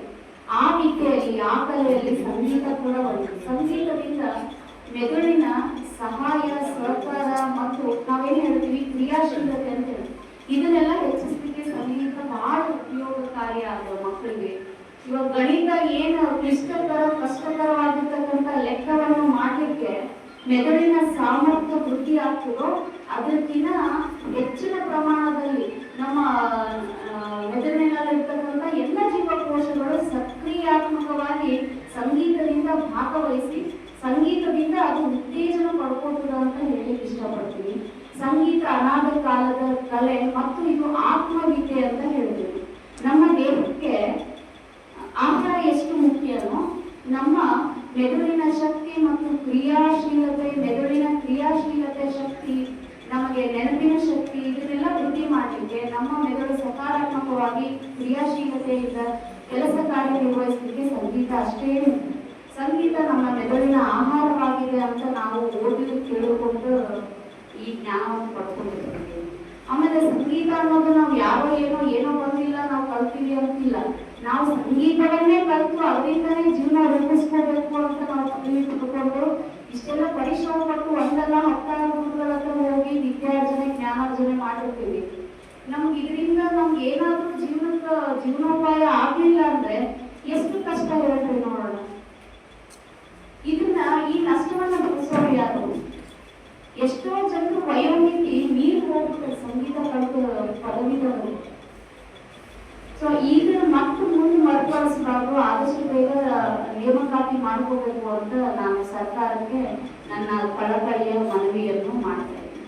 ಪ್ರಕಾಶ್ ಮಾತನಾಡಿ, ಶಿಕ್ಷಕರ ನೇಮಕಾತಿಯನ್ನ ಸರ್ಕಾರ ನಿಲ್ಲಿಸಿದ್ದು ಕೂಡಲೇ ಪ್ರಾರಂಭಿಸಬೇಕು. ಶಿಕ್ಷಕರ ನೇಮಕಾತಿಗೆ ಸರ್ಕಾರ ಮುಂದಾಗಿ ಸಂಗೀತ ಶಿಕ್ಷಕರನ್ನ ನೇಮಿಸಿಕೊಳ್ಳಬೇಕು. ಅನೇಕ ಅಭ್ಯರ್ಥಿಗಳಿಗೆ ವಯೋಮಿತಿ ಕಳೆದು ಹೋಗುತ್ತಿದ್ದು ಶಿಕ್ಷಣ ಸಚಿವ ಮಧು ಬಂಗಾರಪ್ಪ ಇವರಿಗೆ ಮನವಿ ಸಲ್ಲಿಸಲಾಗಿದೆ. ಕೂಡಲೇ ಸರ್ಕಾರ ಸಂಗೀತ ಶಿಕ್ಷಕರನ್ನ ನೇಮಿಸಲು ಮುಂದಾಗಬೇಕು ಎಂದರು. ಬಹಳಷ್ಟು ಜನ ನಮ್ಮ ಸಂಗೀತ ಯಾಕಂದ್ರೆ ಸಂಗೀತದ ಏನಂತಂದ್ರೆ ಒಂದು ನೆನಪಿನ ಶಕ್ತಿ ಮತ್ತು ಒಂದು ಮನಸ್ಸನ್ನು ಒಂದು ಇರುವುದಕ್ಕೆ ಒಂದು ದಾಖಲೆ ಆಗ್ತದೆ ಸಂಗೀತದ ಅಭ್ಯಾಸ ಮಾಡೋದ್ರಿಂದ. ಅದಕ್ಕೆ ಪ್ರತಿಯೊಂದು ಶಾಲೆಗಳಲ್ಲಿ ಸಂಗೀತ ಶಿಕ್ಷಕರು ತಗೊಂಡ್ರೆ ಮಕ್ಕಳಿಗೆ ಸಂಗೀತ ಹೇಳ್ಕೊಳ್ಳೋದ್ರಿಂದ ಮಕ್ಕಳಿಗೆ ನೆನಪಿನ ಶಕ್ತಿ ಆಗಲಿ ಇಲ್ಲ ಮನಸ್ಸಿನ ಒಂದು ಇರುವುದಾಗಲಿ ಬಹಳ ಅನುಕೂಲ ಆಗ್ತದೆ. ಆದ ಕಾರಣ ನಾವು ಸರ್ಕಾರ ಕೃತಿಗೆ ಹೇಳೋದು ಸಂಗೀತ ಶಿಕ್ಷಕರು ಬಹಳ ವರ್ಷದಿಂದ ಸರ್ 2010 ತಗೊಂಡಿದ್ದೆ ಶಿಕ್ಷಕರು ತೆಗಿತಾನೆ ಇಲ್ಲಿ ತಾವು ಯಾರು ತಗೊಂಡು ನೇಮಕಾತಿ ಮಾಡ್ಕೊಂಡಿಲ್ಲ. ಭಾಳ ಜನ ಸಂಗೀತದಲ್ಲಿ 20 ಸೀನಿಯರು PhD ಮುಗಿಸಿದ್ದಾರೆ ಸರ್. ನಮ್ಮದು ಸಂಗೀತದಲ್ಲಿ MA ಮುಗಿದಿದೆ ಸರ್. ಆದರೆ ಇಲ್ಲಿ ತನ ನೇಮಕಾತಿಗಳಾಗಿದೆ ಸರ್. ನಮ್ಮದು ವಯೋಮಿತಿನೂ ಬೀರೋ ಬಂದಿದೆ ಸರ್. ಸಂಗೀತ ಶಿಕ್ಷಕ ತಗೊಳ್ಳೋದ್ರಿಂದ ಅದೇನು ಸಂಗೀತ ಕಲಿಕೆಗೆ ಅಷ್ಟು ಉತ್ಸಾಹ ಪಡೋದು. ಸಂಗೀತ ಶಿಕ್ಷಕ ತಗೊಂಡ್ರೆ ಮುಂದಿನ ದಿನ ಸಂಗೀತ ಕಲೆ ಜಾಸ್ತಿ ಆಗ್ತದೆ. ಹಾಗಾಗಿ ನಮ್ಮ ನಾಡಿನ ಸಂಗೀತದವರು ಕಲೆಗೂ ಮನಸ್ಸು ಪ್ರಚಾರ ಭಾಳ ಆಗ್ತದೆ ಮತ್ತು ಬೆಳೀತದೆ. ಹಾಗಾಗಿ ಸಂಗೀತ ಶಿಕ್ಷಕರ ನೇಮಕಾತಿ ಮಾಡೋದು ಅನ್ನೋದು ನಮ್ಮ ಅಭಿಪ್ರಾಯ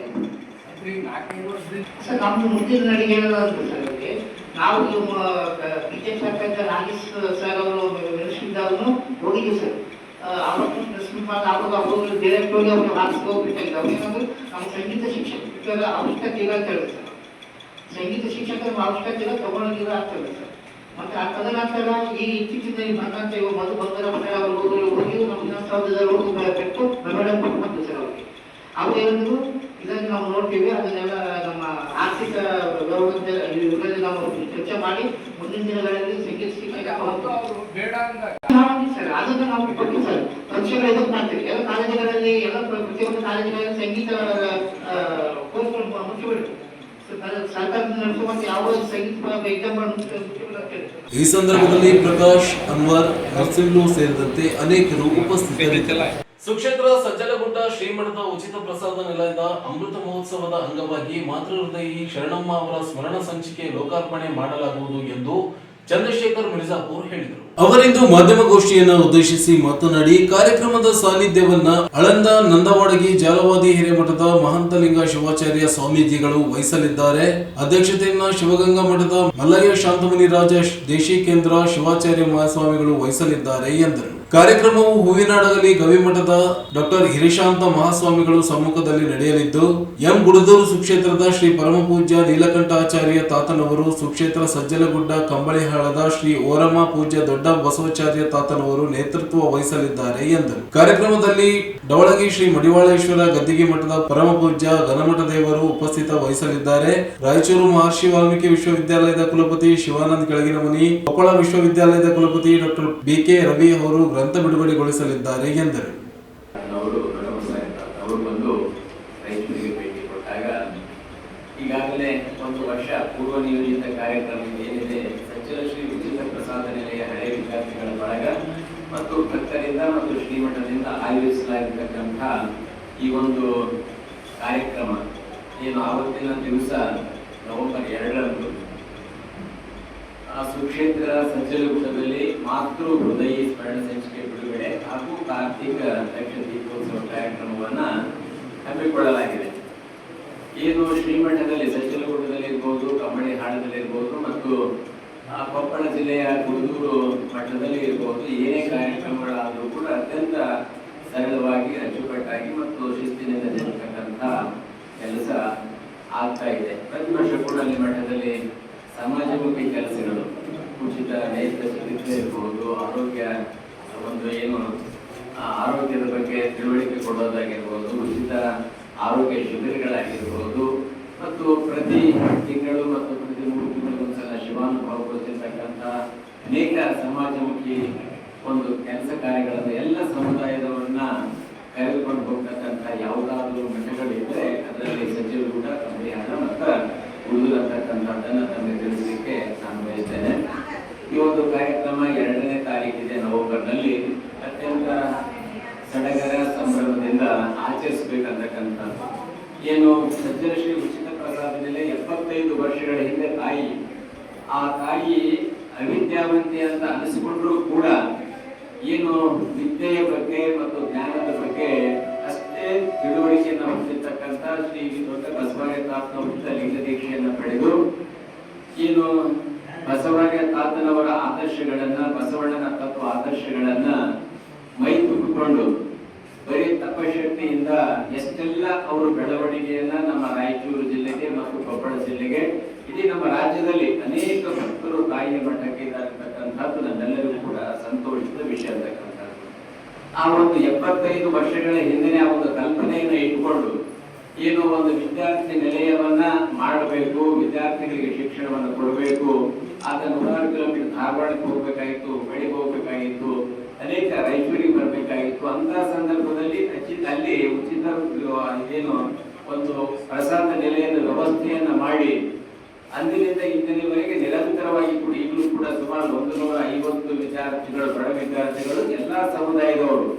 ಈ ಸಂದರ್ಭದಲ್ಲಿ ಹಳೆಯ ವಿದ್ಯಾರ್ಥಿಗಳಾದ ಮಾಜಿ ಸೈನಿಕ ಚನ್ನಾರೆಡ್ಡಿ ಪಾಟೀಲ್, ಗೌಡಪ್ಪ ಗೌಡ ಇಂಗಳದಾಳ್, ಅಣ್ಣಪ್ಪ ಮೇಟಿಗೌಡ, ಮರೇಗೌಡ ಪಾಟೀಲ್, ಶಿಕ್ಷಕ ಶೇಖರಪ್ಪ, ಗುರುಸಂಗಪ್ಪ ಮಾನ್ವಿ, ರಾಮಲಿಂಗಪ್ಪ, ಬಸನಗೌಡ ಕೊಪ್ಪರ್ ವಕೀಲ್ ಸೇರಿದಂತೆ ಅನೇಕರು ಉಪಸ್ಥಿತರಿದ್ದರು. ರಾಯಚೂರು ಜಿಲ್ಲೆಯ ಹಿರಿಯ ಸಾಹಿತಿ ಬಾಬು ಭಂಡಾರಿಗಲ್, ಹಿರಿಯ ಪತ್ರಕರ್ತ ಶಿವಮೂರ್ತಿ ಹಿರೇಮಠ್ ಸೇರಿದಂತೆ 6 ಜನ ಗಣ್ಯರಿಗೆ ಹಾಗೂ 2 ಸಂಸ್ಥೆಗಳಿಗೆ ಕನ್ನಡ ನಾಡು ನುಡಿ ಸೇವೆಗಾಗಿ ಜಿಲ್ಲಾಡಳಿತದಿಂದ ರಾಜ್ಯೋತ್ಸವ ಸನ್ಮಾನ ನಡೆಯಲಿದೆ. ಕನ್ನಡ ನಾಡು ನುಡಿಗೆ ಸೇವೆ ಸಲ್ಲಿಸಿದ ಹಾಗೂ ವಿವಿಧ ಕ್ಷೇತ್ರದಲ್ಲಿ ಸಾಧನೆ ಮಾಡಿದ್ದಕ್ಕಾಗಿ ಸಾಹಿತ್ಯ ಕ್ಷೇತ್ರದಲ್ಲಿ ಹಿರಿಯ ಸಾಹಿತಿ ಬಾಬು ಭಂಡಾರಿಗಲ್, ಪತ್ರಿಕೋದ್ಯಮ ಕ್ಷೇತ್ರದಲ್ಲಿ ಹಿರಿಯ ಪತ್ರಕರ್ತ ಶಿವಮೂರ್ತಿ ಹಿರೇಮಠ್, ವೈದ್ಯಕೀಯ ಕ್ಷೇತ್ರದಲ್ಲಿ ರಾಜೀವ್ ಗಾಂಧಿ ಸೂಪರ್ ಸ್ಪೆಷಾಲಿಟಿ ಒಪೆಕ್ ಆಸ್ಪತ್ರೆಯ ವಿಶೇಷಾಧಿಕಾರಿ ಡಾಕ್ಟರ್ ರಮೇಶ್ ಸಿ ಸಾಗರ್, ಸಮಾಜ ಸೇವೆ ಕ್ಷೇತ್ರದಲ್ಲಿ ಚಂದ್ರಶೇಖರ್ ಪಾಟೀಲ್ ಮಿರ್ಜಾಪುರ್, ಕಲಾ ಕ್ಷೇತ್ರದಲ್ಲಿ ಸಿಂಧನೂರು ತಾಲೂಕಿನ ಸುಕಾಲಪೇಟೆ ನಾರಾಯಣಪ್ಪ ಮಾಡಶಿರ್ವಾರ್, ಕೃಷಿ ಕ್ಷೇತ್ರದಲ್ಲಿ ರಾಯಚೂರು ತಾಲೂಕಿನ ಪಲ್ಕಂದೊಡ್ಡಿ ಗ್ರಾಮದ ಹನುಮರೆಡ್ಡಿ ತಂದೆ ಬಸವರಾಜಪ್ಪ ಹಾಗೂ ಸೇವಾ ಕ್ಷೇತ್ರದಲ್ಲಿ ಸುರಕ್ಷಾ ಟ್ರಸ್ಟ್ ರಾಯಚೂರು ಹಾಗೂ ಕಲಾ ಸಂಕುಲ ಸಂಸ್ಥೆ ರಾಯಚೂರು ಅವರಿಗೆ ನಗರದ ಮಹಾತ್ಮ ಗಾಂಧಿ ಜಿಲ್ಲಾ ಕ್ರೀಡಾಂಗಣದಲ್ಲಿ ನವೆಂಬರ್ 1ರಂದು ನಡೆಯುವ ಕನ್ನಡ ರಾಜ್ಯೋತ್ಸವ ಸಂದರ್ಭದಲ್ಲಿ ಸನ್ಮಾನಿಸಿ ಗೌರವಿಸಿ ಪ್ರೋತ್ಸಾಹಿಸಲಾಗುತ್ತದೆ ಎಂದು ಕನ್ನಡ ರಾಜ್ಯೋತ್ಸವ ಆಚರಣೆ ಸಮಿತಿಯ ಅಧ್ಯಕ್ಷರು ಆಗಿರುವ ಜಿಲ್ಲಾಧಿಕಾರಿಗಳಾದ ಕೆ ನಿತೀಶ್ ಅವರು ಪ್ರಕಟಣೆಯಲ್ಲಿ ತಿಳಿಸಿದ್ದಾರೆ. ಜಿಲ್ಲೆಯ ಹಿರಿಯ ಕಥೆಗಾರ ಮಹಾಂತೇಶ್ ನವಲ್ಕಲ್ ಅವರ ಭಾರತ ಭಾಗ್ಯ ವಿಧಾತ ಕಥೆಯಾಧಾರಿತ ಹಿಲಿಯೋತಿಸ್ ಎಂಬ ನಾಟಕ ಪ್ರದರ್ಶನವನ್ನ ನಗರದ ಪಂಡಿತ್ ಸಿದ್ದರಾಮ ಜಂಬಲ್ದಿನ್ನಿ ರಂಗಮಂದಿರದಲ್ಲಿ ಭಾನುವಾರ ಸಂಜೆ 6:30ಕ್ಕೆ ಹಮ್ಮಿಕೊಳ್ಳಲಾಗಿದೆ. ಜಿಲ್ಲೆಯ ಹಿರಿಯ ಕಥೆಗಾರ ಮಹಾಂತೇಶ್ ನವಲ್ಕಲ್ ಅವರ ಭಾರತ ಭಾಗ್ಯ ವಿಧಾತ ಕಥೆಯಾಧಾರಿತ ಇಲಿಯೋತಿಸ್ ಎಂಬ ನಾಟಕ ಪ್ರದರ್ಶನವನ್ನ ನಗರದ ಪಂಡಿತ್ ಸಿದ್ದರಾಮ ಜಂಬಲ್ದಿನ್ನಿ ರಂಗಮಂದಿರದಲ್ಲಿ ಭಾನುವಾರ ಸಂಜೆ 6:30ಕ್ಕೆ ಹಮ್ಮಿಕೊಳ್ಳಲಾಗಿದೆ. ಈ ನಾಟಕ ಜಿಲ್ಲೆಯ ಯುವ ರಂಗ ನಿರ್ದೇಶಕ ಲಕ್ಷ್ಮಣ್ ಮಂಡಲಗೇರ ಅವರು ನಿರ್ದೇಶಿಸಿದ್ದು, ರಾಯಚೂರು ಸಮುದಾಯ ತಂಡದ ಕಲಾವಿದರು ಪ್ರಸ್ತುತಪಡಿಸಲಿದ್ದಾರೆ. ಮಹಾಂತೇಶ್ ನವಲ್ಕಲ್ ಅವರ ಭಾರತ ಭಾಗ್ಯ ವಿಧಾತ ಕಥೆಯು ಬಹುರಾಷ್ಟ್ರೀಯ ಕ್ರಿಮಿನಾಶಕ ಕಂಪನಿಗಳು ರೈತರ ಬದುಕನ್ನು ನಾಶ ಮಾಡಲು ಹೊರಟಿರುವ ಕ್ರೌರ್ಯ, ಮೋಸದ ಪ್ರಪಂಚವನ್ನ ತೆರೆದಿಡುವ ಈ ಕಥೆಯು ಮಾರುಕಟ್ಟೆ ನಡೆಸುತ್ತಿರುವ ಮೌನ ಕೊಲೆಗಳ ವಿವರಗಳನ್ನ ಹೇಳುವ ಕಥಾ ಹಂದರವನ್ನ ಹೇಳಲು ಹೊರಟಿದೆ. ಸಮುದಾಯ 50ರ ಸಂಭ್ರಮದೊಂದಿಗೆ ರಾಯಚೂರಿನ ಸಮುದಾಯ ತಂಡ ಯುವ ಕಲಾವಿದರನ್ನು ಒಟ್ಟುಗೂಡಿಸಿಕೊಂಡು ಭಾರತ ಭಾಗ್ಯ ವಿಧಾತ ಕಥೆಯ ನಾಟಕವನ್ನ ಕೈಗೆತ್ತಿಕೊಂಡು ಯುವ ರಂಗ ನಿರ್ದೇಶಕ ಲಕ್ಷ್ಮಣ್ ಮಂಡಲಗೇರ ಅವರು ರಂಗಪಾಠ್ಯ ಸಿದ್ಧಪಡಿಸಿಕೊಂಡು ನಿರ್ದೇಶಿಸಿದ್ದಾರೆ. ಈ ನಾಟಕಕ್ಕೆ ರಂಗ ಸಜ್ಜಿಕೆಯನ್ನ ನಾಗರಾಜ್ ಸಿರ್ವಾರ್ ಸಿದ್ಧಪಡಿಸಿದ್ದು, ಸಂಗೀತವನ್ನ ಹೇಮಂತ್ ಮರಿಯಮ್ಮನಹಳ್ಳಿ ಹಾಗೂ ಹನುಮಯ್ಯ ನಿರ್ವಹಿಸಿದ್ದಾರೆ. ಪ್ರಸಾರವನ್ನ ವೆಂಕಟ ನರಸಿಂಹಲು ನಿರ್ವಹಿಸಿದ್ದಾರೆ. ಕರ್ನಾಟಕದ ಹೆಸರಾಂತ ಕಥೆಗಾರರಾಗಿರುವಂತಹ ಮಹಾಂತೇಶ್ ನವಲ್ಕಲ್ ಅವರ ಭಾರತ ಭಾಗ್ಯ ವಿಧಾತ ಕಥೆಯನ್ನು ಆಧಾರವಾಗಿಟ್ಕೊಂಡು ನಾವು ಹೀಲಿಯೋತಿಸ್ ಎನ್ನುವ ನಾಟಕವನ್ನು ಕಟ್ಟಿದ್ದೇವೆ. ಇದು ನವೆಂಬರ್ 2ನೇ ತಾರೀಕು ಭಾನುವಾರ ಸಂಜೆ 6:30ಕ್ಕೆ ಡಾಕ್ಟರ್ ಸಿದ್ದರಾಮ್ ಜಂಬಲ್ದಿನ್ನಿ ರಂಗಮಂದಿರದಲ್ಲಿ ಪ್ರದರ್ಶನವಾಗ್ತದೆ. ಉಚಿತ ಪ್ರವೇಶ ಇರ್ತದೆ. ಸಮುದಾಯ ಸಾಂಸ್ಕೃತಿಕ ಚಳವಳಿಯಲ್ಲಿ ಬಹು ಎತ್ತರದ ಸ್ಥಿತಿಯಲ್ಲಿರುವಂಥ ಒಂದು ಸಂಘಟನೆ. ಅದು ಯಾವತ್ತೂ ಕೂಡ ಜನಪರ ವಿಷಯಗಳನ್ನು ತೆಗೆದುಕೊಂಡು ವಸ್ತುನಿಷ್ಠವಾಗಿ ಕಲಾತ್ಮಕವಾಗಿ ರಂಗ ಪ್ರದರ್ಶನಗಳನ್ನು ರೂಪಿಸ್ತಾ ಬಂದಿರೋದು ತಮಗೆಲ್ಲ ಗೊತ್ತಿರುವಂಥದ್ದೇ. ಈಗ ಈ ಸಮುದಾಯಕ್ಕೆ 50ರ ಹರೆಯ. ಈ ಸಂದರ್ಭದಲ್ಲಿ ನಾವು ಹೀಲಿಯೋತಿಸ್ ನಾಟಕವನ್ನು ಕಟ್ಟಿದ್ದೇವೆ. ಬಹುರಾಷ್ಟ್ರೀಯ ಕಂಪನಿಗಳ ಒಟ್ಟು ಮಾರುಕಟ್ಟೆಯ ರೋಗಿಷ್ಠ ಮನಸ್ಥಿತಿ ರೈತರ ಮೇಲೆ ಯಾವ ರೀತಿ ಆಕ್ರಮಣಕಾರಿಯಾಗಿ ಕೆಲಸ ಮಾಡ್ತದೆ ಅನ್ನೋದನ್ನು ನಾವು ಈ ಮೂಲಕ ಹೇಳೋದಕ್ಕೆ ಪ್ರಯತ್ನ ಪಟ್ಟಿವೆ. ದಯವಿಟ್ಟು ತಮಗೆಲ್ಲರಿಗೂ ಪ್ರೀತಿಯ ರಾಯಚೂರಿನ ಯುವ ರಂಗ ಪ್ರತಿಭೆಗಳು ಸೇರಿಕೊಂಡು ಒಂದು ನಾಟಕವನ್ನು ತಯಾರಿಸಿದ್ದೇವೆ. ಸಮುದಾಯ ತಂಡದಿಂದ ನವೆಂಬರ್ ಅಂದರೆ ನಾಡಿದ್ದು ಭಾನುವಾರ ಸಂಜೆ 6 ಗಂಟೆಗೆ ಜಿಲ್ಲೆಯ ರಂಗಮಂದಿರದಲ್ಲಿ ಪ್ರದರ್ಶನಗೊಳ್ಳಲಿದೆ. ಆ ನಾಟಕ ನೋಡಲು ರಾಯಚೂರು ರಂಗಾಸಕ್ತರು ತಾವೆಲ್ಲರೂ ಕೂಡ ಬರಬೇಕೆಂದು ಈ ಮೂಲಕ ತಮ್ಮೆಲ್ಲರಿಗೂ ಕೂಡ ಆಹ್ವಾನಿಸುತ್ತಿದ್ದೇವೆ. ಇತ್ತೀಚೆಗೆ ಕಂಪನಿ ಆಕ್ಟಿವಿಟೀಸ್ ನಲ್ಲಿ ನೀವು ಸರಿಯಾಗಿ ಪಾಲ್ಗೊಳ್ತಿಲ್ಲ. ಹೀಗಾದ್ರೆ ರೈತರನ್ನ ಹೇಗೆ ಪ್ರೇರೇಪಿಸ್ತೀರಿ? ನಾವು ಆಡುತ್ತಿರುವಂತಹ ಆಟ ಟಾರ್ಗೆಟ್ಗೆ ಸಂಬಂಧಿಸಿದ್ದು. ಟಾರ್ಗೆಟ್ ನ ರೀಚ್ ಮಾಡಿದ್ರೆ ಕಂಪನಿಯಲ್ಲಿ ಇರ್ತೀರಿ, ಇಲ್ಲ ಅಂದ್ರೆ ಔಟ್. ಬಹಳ ವೀಕ್ ಇದೆ ಸರ್ ಏರಿಯಾ. ಹಾ ಸರ್, ಸರ್ ಒಬ್ಬೊಬ್ಬರನ್ನು ಕರೆದು ಮಾತಾಡ್ತಾ ಇದ್ದೀನಿ ಸರ್. ಸರ್ ನಮ್ಮ ಶಿರಸಿ ಮೀಟಿಂಗ್ ಕೊನೆಯಲ್ಲಿ ಮತ್ತೊಮ್ಮೆ ಹೆಡ್ಲೈನ್. ತುಂಗಭದ್ರಾ ಎಡದಂಡೆ ಕಾಲುವೆ 2ನೇ ಬೆಳೆಗೆ ನೀರು ಹರಿಸಲು ಆಗ್ರಹಿಸಿ ನವೆಂಬರ್ 3ರಂದು ಬೆಂಗಳೂರಿಗೆ ಸರ್ವ ಪಕ್ಷಗಳ ನಿಯೋಗ. ಸರ್ಕಾರ ಸ್ಪಂದಿಸದಿದ್ದರೆ 4 ಜಿಲ್ಲೆಗಳಲ್ಲಿ ಹೋರಾಟ. ವೆಂಕಟರಾವ್ ನಾಡಗೌಡ. ಸರ್ದಾರ್ ವಲ್ಲಭಭಾಯಿ ಪಟೇಲ್ ಜನ್ಮದಿನಾಚರಣೆ ಅಂಗವಾಗಿ ಏಕತಾ ಓಟ. ದೇಶದ ಏಕತೆ ಪಾಟೀಲರ ಕೊಡುಗೆ ಅಪಾರ. ಎಸ್ಪಿ ಪುಟ್ಟಮಾದಯ್ಯ. ಷೇರು ಮಾರುಕಟ್ಟೆಯಲ್ಲಿ ಹಣ ಹೂಡಿಕೆದಾರರಿಗೆ ಅನ್ಯಾಯ. ಜಾತಿ ನಿಂದನೆ ಹಲ್ಲೆ ಮಾಡಿದವರನ್ನ ಬಂಧಿಸಿದ ಪೊಲೀಸರು. ರವಿ ಆರೋಪ. ಜಿಲ್ಲೆಯ 2 ರಾಜ್ಯೋತ್ಸವ ಪ್ರಶಸ್ತಿಗೆ ಆಯ್ಕೆ. ಯಾದಗಿರಿಯಲ್ಲಿ ಶ್ರೀ ಮಹರ್ಷಿ ವಾಲ್ಮೀಕಿ ಪುತ್ಥಳಿ ಸ್ಥಾಪನೆ ಆಡಳಿತ ವಿರೋಧ. ಅವಕಾಶ ನೀಡದಿದ್ದರೆ ಹೋರಾಟ. ವೆಂಕಟೇಶ್ ನಾಯಕ್. ಶಿಕ್ಷಕರ ನೇಮಕಾತಿಯಲ್ಲಿ ಸಂಗೀತ ಶಿಕ್ಷಕರ ನೇಮಕಾತಿ ಮಾಡಲಿ. ಸತ್ಯವತಿ ದೇಶಪಾಂಡೆ. ನವೆಂಬರ್ 2ರಂದು ಸಜ್ಜಲಗುಡ್ಡದ ಪ್ರಸಾದ ನಿಲಯದ ಅಮೃತ ಮಹೋತ್ಸವ. ಮಾತೃ ಹೃದಯ ಶರಣಮ್ಮ ಸ್ಮರಣ ಸಂಚಿಕೆ ಬಿಡುಗಡೆ. ಚಂದ್ರಶೇಖರ್ ಪಾಟೀಲ್ ಮಿರ್ಜಾಪುರ್. ಪತ್ರಕರ್ತ ಶಿವಮೂರ್ತಿ ಹಿರೇಮಠ್ ಸೇರಿ 7 ಜನರಿಗೆ ರಾಜ್ಯೋತ್ಸವ ಸನ್ಮಾನಕ್ಕೆ ಆಯ್ಕೆ. ಮತ್ತು ನವೆಂಬರ್ 2ರಂದು ಇಲಿಯೋತಿಸ್ ನಾಟಕ ಪ್ರದರ್ಶನ. ಅದೆಷ್ಟು ಇವತ್ತಿನ ಸುದ್ದಿ. ಪ್ರಮುಖ ಸುದ್ದಿಗಳಿಗಾಗಿ ನೋಡ್ತಾ ಇರಿ ಮೆಗಾ ನ್ಯೂಸ್.